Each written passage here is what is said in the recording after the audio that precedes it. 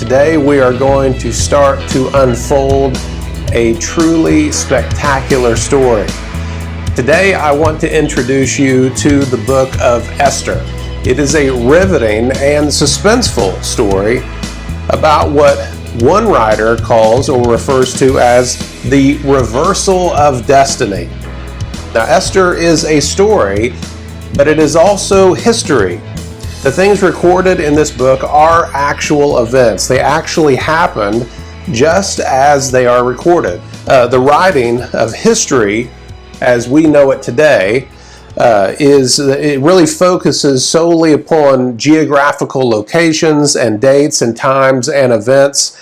And that is extremely helpful for us, and we love history, we love to read history, but that kind of writing that we know of today as modern history writing did not exist in the ancient world. The main way that they would communicate history was by telling the story of what happened. Stories have always been the way that we as human beings have communicated with each other. We think in stories. We dream in stories. Whenever I think about stories, I always think about my family. Stories are a very important part of our family, not just with my immediate family, but with my extended family as a whole. Whenever we get together, we always sit around and we tell stories. And it's kind of amazing that we will sit down years later. I mean, I'm 46 years old. I'm getting ready to be 47 years old. And all of my life, we have sat around and we just tell the same stories over and over and over again. And we laugh at these stories as if we're hearing them for the first time. And we do that even in my immediate family. We sit around and we tell stories. At dinner time, we'll get around and we'll eat another wonderful meal that Mindy has made. And we sit there and we just tell stories. And even when other people come to visit, we will share our stories with them. Our families, I'm sure that it's much the same way with your family.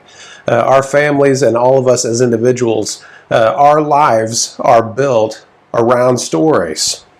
If I wanted to come and to get to know you, I'm sure that the first thing that we would do is we would sit down and we would brew a nice cup of coffee and you would tell me your story. We would laugh and we would get to know one another because that is how we get to know one another. That's how relationships are built. And it's not just families and individuals, but entire communities are built around the stories that bind them together. That's where our identities are formed. That's where our identities as a community are built around. They're built around the stories that we share. Modern history is a tremendous analytical resource, but a story is the way that relationships are built. A story is the way that relationships are formed.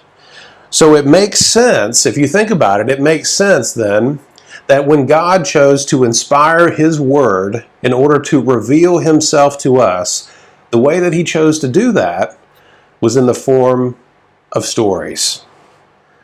Because that is exactly what God wants. He wants to build a relationship with us. So He doesn't sit down with us and lay out a bunch of analytical facts and figures and dates and times and places, even though we have loads of dates and times and places in the Bible. But primarily what He wants to do is He wants to sit across the table, and as He reveals His Word to us, He wants to tell you His story. But there's more to it than that when we think of story. When we think of the narratives that we read in the Bible, there's more to it. It's not just a story in the sense of it being a random story or even a casual one. Esther, as well as all of the stories you find in the Bible, Esther is a very carefully crafted story that is told in a certain way for a very specific reason. Take, for example, the Gospels. You have 4 Gospels: Matthew, Mark, Luke, and John. And all 4 of them essentially tell the same story about how Christ came and He lived and He taught and He died and He rose again. in order to pay for our sins. And you have 4 Gospels all telling the same story, but they're all crafted in a certain way in order to communicate within that story a particular message. The book of Matthew was crafted in order to communicate to its readers that Jesus Christ is the King. Whereas the book of Mark, which is much shorter, is there in order, it's crafted in a certain way in order to communicate that Christ is a servant. The book of Luke was put together and he tells the story and interprets the significance of those events in a certain way so that we might be able to see that Christ was not just God, but he was also a man. And of course, John, being the most evangelistic of all the 4 Gospels, as it tells us very clearly, was written so that we might believe that Jesus Christ is the Son of God. They are all telling the story, but they are crafting a story in a certain way, not just to inform us, or even just to entertain us. They are crafted in a certain way in order to teach us. And the book of Esther is no different. The way that Esther is put together was planned by God to teach us some very specific truths. The way that they choose to tell that story is on purpose, in order to interpret the significance of those events and what it was that happened. The interpretation of those events by the author, who writes under the inspiration of the Holy Spirit, is actually vital to our understanding, and it is there for a reason. The reason why the interpretation of the significance of those events is there by the author is because it is there to make demands on us as a reader. The stories in the Bible are not just stories, they're sermons. What we see in the Old Testament are not just pictures, but they are preaching to us. I can remember a long time ago, as a number of years ago, I was in Paris and I was in the Louvre and I was sitting there looking at this painting, and I was certain when I looked at this painting that I probably could have pulled this painting off myself. I looked at it and I thought to myself, here it is, one of the most prestigious galleries that you can find in the world, and this painting that is worth, untold thousands of dollars. And I was certain that if I was given enough time, I probably could have painted this myself. Whenever I looked at this, artwork, it looked to me like it was nothing more than just color and chaos. And that was when a friend of mine who was standing next to me, he leaned over and he whispered to me, he said, "That is the point." He whispered to me, he said, "That is the whole point of the painting." He said the painter is not just painting, he's preaching. He is telling you something about the universe as he sees it. He said the painter believes that there is no reason or meaning to the universe. He believes that the entire world, that our lives are just random chance. And so he has painted his idea of the universe on a canvas. That is the reason why he painted it that way. When you look at a painting, you think it just looks all crazy and it has no rhyme or reason to it. He's saying that is the message that he's trying to communicate. And that conversation that I had with my friend, it changed the way I saw every other painting that I've ever seen since that moment. I hope that this message, that the pictures we will see in the book of Esther, I hope it will not just inform you, I hope it will not just entertain you, but I hope that it will preach to you, that it will communicate its message to you. The author of Esther, like any storyteller, he selects what he wants to tell you, and he does it in a certain way using certain literary techniques or vehicles, and he does this because the author is demanding something of us as readers, as listeners. He wants us to hear something. He wants us to learn something. He wants us to believe something. He wants us to decide something. He wants us to do something. There's something upon which he wants us to rely. Through all of these things, he wants us to see the world a little differently. The author has a story that he wants to tell you because he has a lesson that he wants to teach you. So you have to be very careful that when you read the Bible with your ears. That's what the Bible tells us in Romans chapter 10, verse 17, that faith cometh by hearing, and hearing the word of God. That means that when you're reading the Bible, that you have to not just read the Bible, but you need to be listening to what it is that the Holy Spirit is trying to teach you through the story. So let's take a look at just how it is that this story is put together. The book of Esther has 10 chapters, and this 10 chapters is split literally right down the middle. The first 5 chapters, everything falls apart. And in the last 5 chapters, everything falls into place. Now, at the beginning, you have a Gentile queen by the name of Vashti, and she gets kicked off her throne.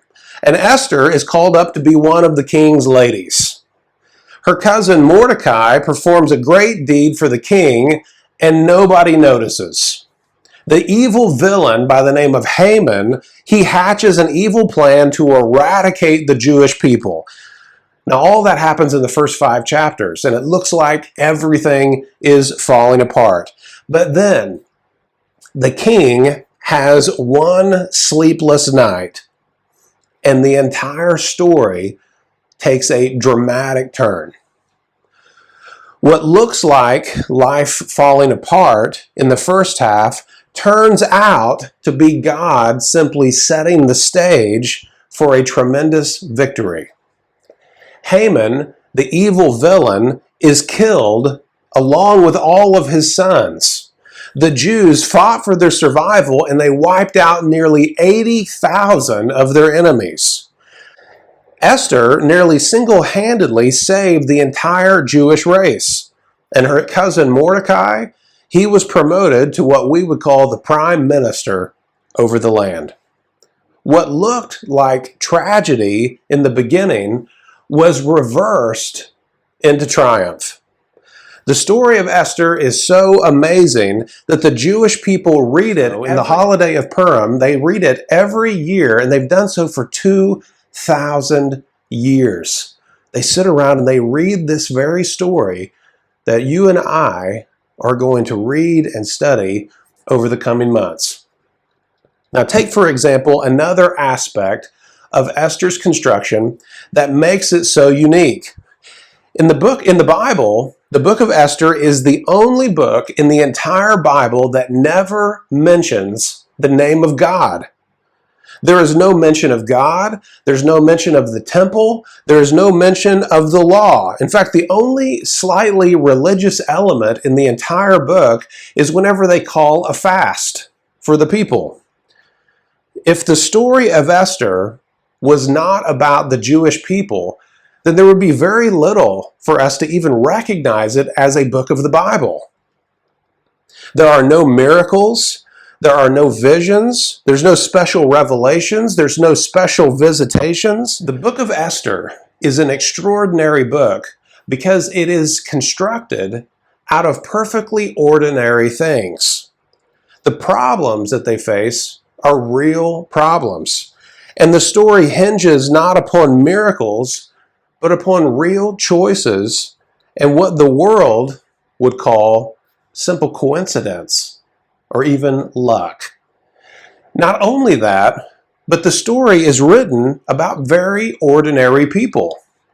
There seems to be a lot of ambiguity in the story itself. I mean, like when we read stories about Daniel or Joseph, I mean, we are just struck by the great moral character that these men have, the way that they stand up for what they believe, and how that they always, when they come face to face with that hard choice, they seem to make the hard choice no matter what it's going to cost them. But the people that we see in the book of Esther, they seem to be, well, I hate to say it, but a little bit more like us. Now, I'm not trying to say that they're not brave at times. What I'm trying to say is that there seems to be a bit of moral ambiguity sometimes in the story. Was it okay for Esther to hide the fact that she was a Jew and to disobey the law? Is it okay that they are still in Persia to begin with, when all the people have received the decree to be able to go back to the promised land? The book of Esther is about the people who stayed. And after they defeat their enemies in the book, Esther goes to the king the next day and she asks him if they can go for a second round so that they can slaughter even more of them. Listen, God accomplished some great things for his people in the book of Esther. But not only did he do that in the context that was ordinary, and by that I mean with no miracles or special revelations, but he also did it with ordinary people who find themselves in situations sometimes where they don't necessarily know what to do. Now think about how that relates to us as we sit here and listen to this compelling story. We ourselves, the day in which we live, we're just ordinary people. We have no supernatural powers. We don't always know what to do in the circumstances that we face, and they don't always seem so cut and dry to us. What is more is that we live in a day without miracles. And what I mean is, of course, miracles do happen, but not like we read in the Old Testament. And we live in a day when God is silent and is unseen. And what I mean by that is that today God speaks through the scriptures. And we live in a day where there is no parting of the Red Sea, there's no fire coming down from heaven.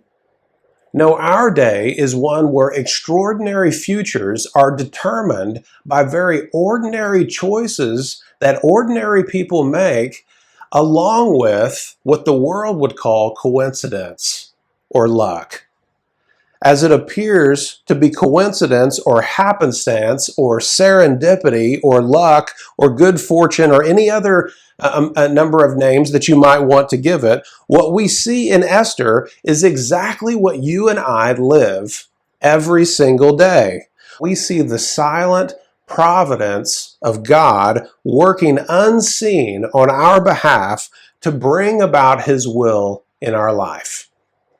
So what is this idea of providence? Now, the world just believes in coincidence and chance and luck.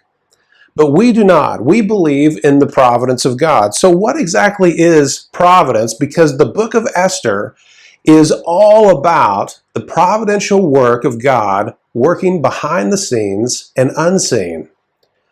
Well, providence, what that is, it teaches that there is a purposeful ordering for all events of history, that there is a plan and that there is a righteous reason for everything.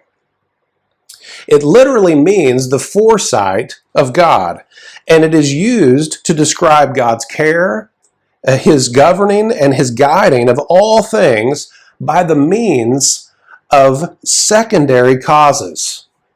Now, just let us break this down to a ridiculous simplicity, right? God is the one who sets the plan for the events of history and for the future. He governs nature and the events to accomplish his plan and his will. That's primary cause. But God also works through people, that's secondary causes, in order to affect his plan, in order to accomplish his plan. And we see in Esther the way that normal life was meant to work. It reminds us that God is always at work in the unseen. And it reminds us that even the things that don't go as expected or desired were not necessarily bad things, but they were a necessary cause to effect a bigger and better plan. Esther reminds us that all the things that are going on around our life, these things that we don't even notice, the things that seem perfectly normal, the choices that we make every day, Esther reminds us that we are safe in his hands. The fact that God is not mentioned in the story, much like that painting that I looked at that I didn't understand at first, And I thought it was just chaos. And my friend said, that is the point. Much the same way when you stare into Esther and you think, why is this a book of the Bible and God is not even mentioned? I'm here to be the one to whisper to you, that is the point. That is the point. The fact that God is not mentioned is the point that the writer is trying to make. Now, I want you to take a little bit of a closer look back into Esther, okay? Because in the book of Esther, there are so many things that we look at and we could attribute, the world could attribute to coincidence or just good luck. But what actually demonstrates to us the providence of God. There are so many things in the book of Esther that we could easily say, and it just so happens that this happened. I mean, there's all kinds of what the world would call coincidence in the book of Esther. Like it just so happens that Vashti defies the king. And it just so happens that Esther gets chosen for Persia's Got Talent. And it just so happens that Esther gets put to the front of the class. And it just so happens that he loves Esther more than any of the other women in the entire kingdom. And it just so happens that Mordecai overhears an assassination plot against the king. And it just so happens that the king cannot sleep and he discovers that Mordecai saved his life. And it just so happens that Esther is given permission to speak to the king privately. And it just so happens that Esther's plan to save her people works out perfectly without a hitch. And it just so happens that the king walks in on Haman in a very compromising position, which ends up sealing his fate. I mean, there's just one thing after another in this story where you could look at it and say, it just so happens that this happens. Now, why does the author of this story, which some believe to be Mordecai himself, now why is it that the author of this story tells the story in that way? He's trying to teach you about the providence of God. That God is always working behind the scenes to work out His will in your life. That He is the one in control and that we can trust Him. The entire story of Esther is about a reversal of destiny. Everything looks so bleak at one moment, but then there is this mysterious, kind of unknown, invisible X factor that suddenly turns everything around into their favor. There is this verse in the Bible, which we will no doubt reference several times as we carry on in this study, which I believe gets very close to the heart of Esther and the lesson that it's trying to teach. And it is this passage, Proverbs chapter 21 and verse 1, where it says, let's listen to this. It says, the king's heart is in the hand of the Lord. As the rivers of water, he turneth it whithersoever he will. Now, I don't know that there's a better verse that really demonstrates the power and the providence of God when it says that the king's heart is in his hand. And just like those rivers, which God was the one that determined the way that they would flow, and he says that the heart of the king, he can turn his heart any which way that he wants to. And you will see, as we study the book of Esther, you will see the shift of events in this magnificent story when the heart of the king, which is toward Haman, then turns suddenly to Esther, and then to Mordecai, and then to the Jews, and even turns against Haman and his sons. The entire narrative of the book of Esther turns upon the heart of the king. And who is it that is turning his heart? That is the point of the story. If you are a Christian today, you may not like the circumstances that you find yourself in. But I want you to know that you are not at the mercy of those circumstances. And you are not at the mercy of the people who are around you. A plan implies that the outcome is going to take more than one step or choices or processes. You need to understand that. It's true to say that God has a plan, but when we say that God has a plan, that immediately implies that there's going to be more than one step. There's going to be required of you or others more than one choice, and there's probably going to be more or one process involved in order for him to accomplish his ultimate will. We need to be reassured and have great comfort and confidence that God does have a plan, that God is in control of our lives, but it's going to require more than one step. It reminds us of Romans 8:28. I hesitate to even quote that verse because it's one that's been used to death, but it really demonstrates the providence of God when it says that we know that all things work together. All things. There are many things that are involved, and they will all eventually work together for good to them that love God, to them who are the called according to his purpose. Okay, now think of it this way. It's like whenever my son Hudson wanders into the kitchen around dinner time. Now, mind you, my son, he's very tall, he's very strong, and he's constantly growing, which means he's always eating. Now, he's probably just eaten like 10 minutes earlier, but he will walk into the kitchen and he'll say to us, whether it's me or whether it's Mindy, whoever's making dinner on that particular night, and he'll say something to the effect of, "When is dinner going to be ready?" To which one of us will reply, "I'm working on it." Now, what that means when we say "I'm working on it," that means that a dinner requires several recipes. It requires several dishes to be made, most likely at several different workstations. And of course, all of this that we're trying to put together to create one meal is going to require time. It's going to require time. Now, I want you to remember that when you're thinking about God's will being worked out in your life.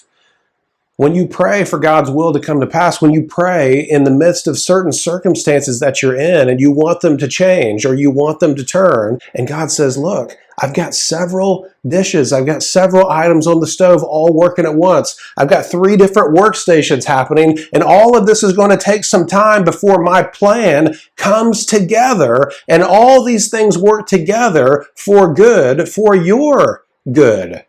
And you just have to allow the time for him to bring it all together to accomplish his will. For the most part, this is how our lives work every single day. But we just don't notice it. God is constantly at work in our lives to bring about his will, but most of the time we pay him no mind whatsoever. And the events of our everyday, we just chalk up to coincidence or luck. Do you think it is a coincidence that your parents are who they are? Do you think it's a coincidence that you live where you live? Do you think it's just luck that you have your job? Do you think it's just luck that you have the intellect that you do? Do you think it's just coincidence that you have the skills that you have? That you know the people that you know in your immediate circle? Do you think all of that is just coincidence and random chance? God is always at work in our lives, and most of the time we pay him no mind. Sometimes our lives are falling apart, and sometimes they are falling into place. And it never occurs to us how this all came to pass or why. It never occurs to us that the falling apart time in our life was merely God setting the stage so that the falling into place time could happen. It never occurs to us that there may be a plan behind the pain. There may be a plan behind the pleasure. This story in the book of Esther was crafted very specifically for a number of reasons and lessons, but certainly one of them is that there is no such thing as it just so happened. There's no such thing as coincidence. There is no such thing as luck. God is the one who is making it happen. And no, we don't make our own luck. That is, people say that sometimes. I don't know where people get this stuff. It's an absolute contradiction in terms that just doesn't make any sense. We don't make our own luck. There is no coincidence. There is no luck in this world. There is only the providence of God. There is no such thing as fate. What people call fate, I call my Father. Now, do you think, as you read the story of Esther, do you think that it was just luck or coincidence that Esther was so well favored above all the other women in the empire? Take a look at Exodus chapter 12 and verse 36, where the writer of Exodus, Moses, gives us a little insight to the behind the scenes whenever the people of Israel were so well favored by the Egyptians. In Exodus chapter 12, verse 36, look what it says. It says, "And the Lord gave the people favor in the sight of the Egyptians, so that they lent unto them such things as they required, and they spoiled the Egyptians." So we know, because of interpreting it through the lens of other scriptures, the reason why it happened in the life of Esther. It was not coincidence or luck that she was so well favored and ended up being the queen. It was God who put that favor in the heart of the king, in the heart of the chamberlain who put her in that position in the first place.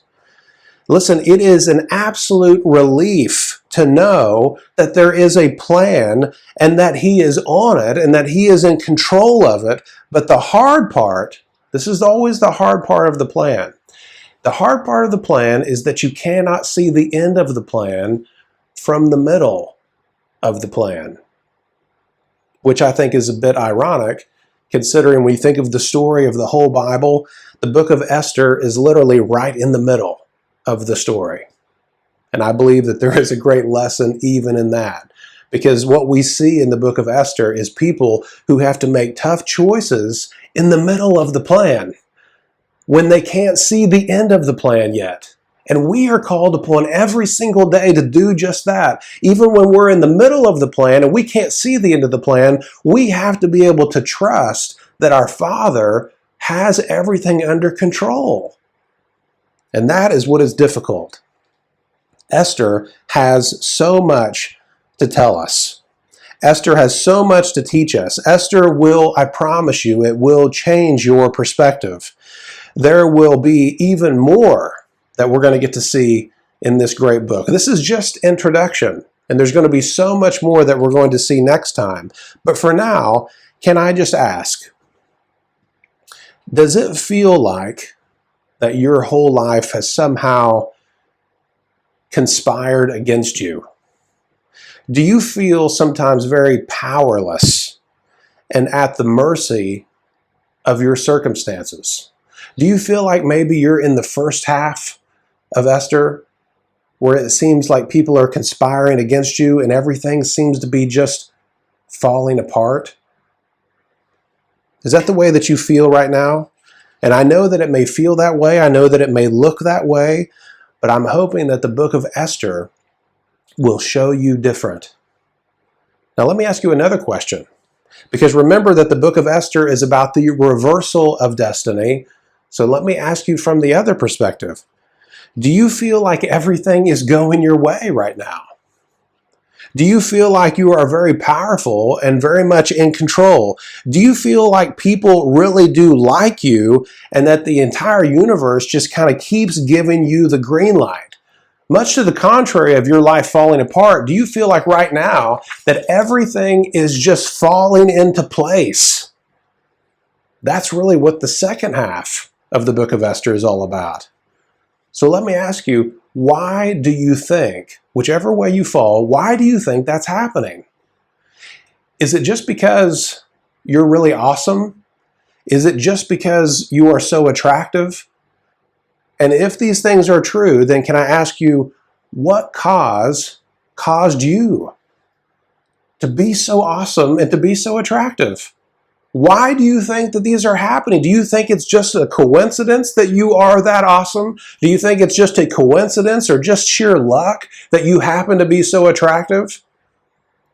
My point and my question is, do you think that there might be a bigger plan here than just your overall awesomeness? Listen to me.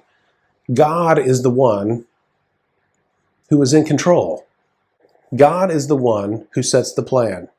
But right now, you may not be able to see the end of the plan because you're in the middle of the plan.